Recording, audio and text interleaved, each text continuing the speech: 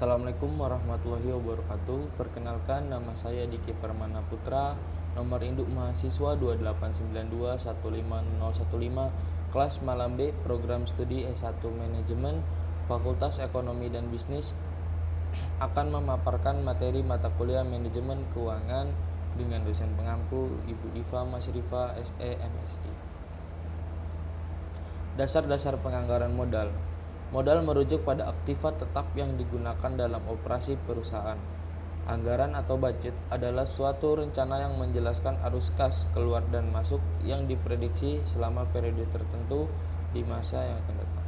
Penganggaran modal adalah keseluruhan proses menganalisis proyek-proyek dan menentukan apakah proyek tersebut harus dimasukkan dalam anggaran modal.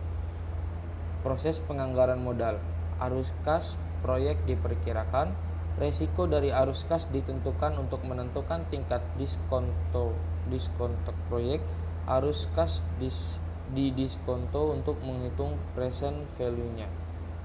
PV pemasukan dibandingkan dengan PV pengeluaran. Definisi dan metode. Metode atau penerimaan penolakan proyek. Payback period atau PP, net present value atau NPV, internal rate of return atau IRR, Profitability Index atau PI. Payback period adalah periode waktu yang diperlukan untuk mengembalikan investasi. Contoh, seperti yang bisa kita lihat, ada tahun perkiraan arus kas bersih setelah pajak.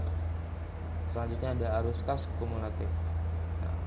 Payback period pada akhir tahun ketiga atau tepatnya jika arus kas sepanjang tahun ketiga sama pada 2 tahun ditambah 100.000 per 300.000 sama dengan 2,33 tahun atau 2 tahun 4 bulan. Keuntungan dan kelemahan metode PP. Keuntungan mudah dihitung dan dimengerti, memberikan informasi risiko dan likuiditas proyek. Kelemahannya mengabaikan arus kas setelah PP, mengabaikan nilai waktu uang. Proyek A. Ada contoh nih, investasi sama dengan 100 juta. Kas masuk tahun ke-1 50 juta. Sisanya 50 juta. Tahun kedua 40 juta, sisanya 10 juta. Tahun ketiga 30 juta, sama dengan 10 juta per 30 juta. Sama dengan 1 per 3 tahun atau 4 bulan. Jadi payback periode proyek A sama dengan 2 tahun 4 bulan. Kriteria investasi diterima apabila payback periodenya lebih kecil payback period yang diinginkan. Jika sebaliknya payback lebih lama, maka proyek ditolak. Perusahaan PT ABC mengusulkan proyek investasi dengan dana 900 juta dan ditargetkan penerimaan dana investasi setiap tahunnya adalah 90 juta.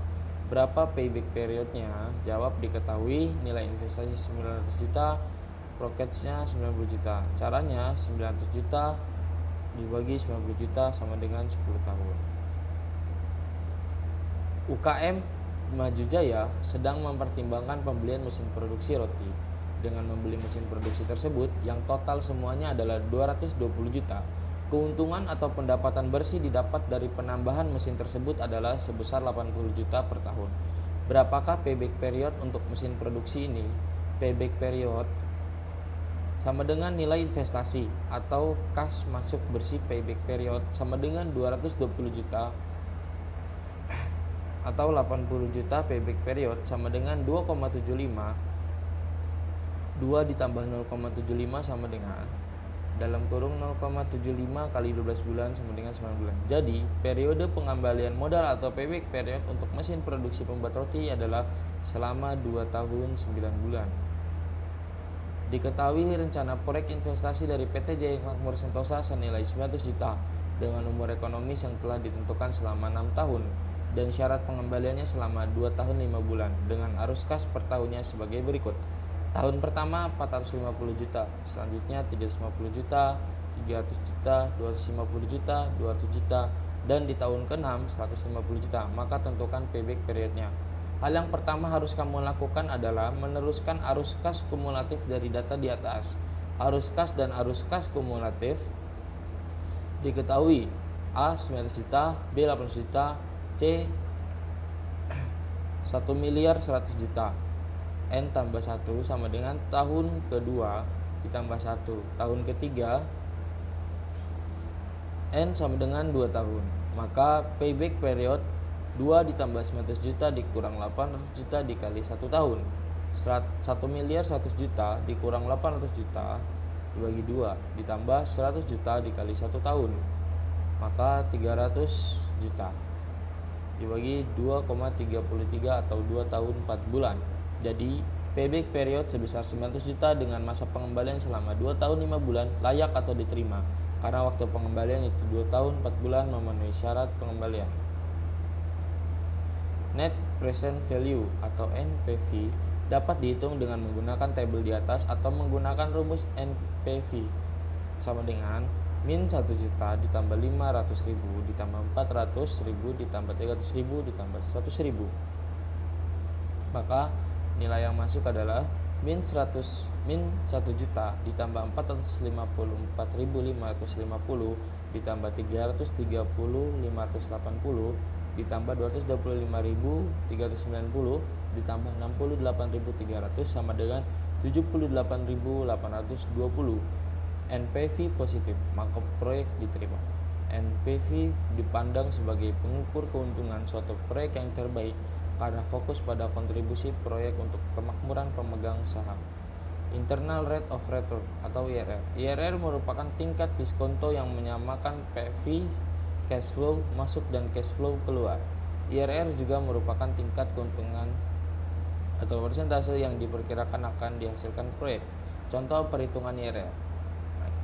Kita bisa lihat nih ada tahun 0, 1, 2, 3, 4 perkiraan arus kas DF 100%, PV 100%, DF 15%, PF 15%. Nah, contoh perhitungan IRR. IRR sama dengan I1 ditambah NPV 1 per NPV 1 dikurang NPV 2 dikali I2 dikurang I1. Nah, maka ketika nilainya kita masukkan, IRR sama dengan 10% ditambah 79.000 per 79.000 dikurang min 7.740 dikali 15% dikurang 10%. Maka IRR sama dengan 10% 79.000 per 85.749 dikali 5%. Maka hasilnya IRR sama dengan 10% ditambah 0,921 dikali 5% sama dengan 14,6%. Contoh perhitungan IRR harus dibandingkan dengan bunga bank. Jika IRR lebih besar dari bunga bank, maka proyek diterima. Mungkin itu saja yang bisa saya sampaikan, kurang lebihnya mohon maaf. Wassalamualaikum warahmatullahi wabarakatuh.